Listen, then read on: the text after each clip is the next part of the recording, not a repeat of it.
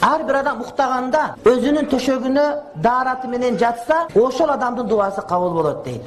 Куптан окуп бүттү, жата турган жерине келди. Daarаты менен оң жан баштап жатып, жаткан дуасын айтып, уктап кеткенге чейинки зикир кылып дуа кылса, ошол дуалары кабыл болот. Daarаты менен жаткан адам түндө сойгонуп кетип, кайра уктаган учурда дейт, ошол адамдын дуасы кабыл болуп турат дейт.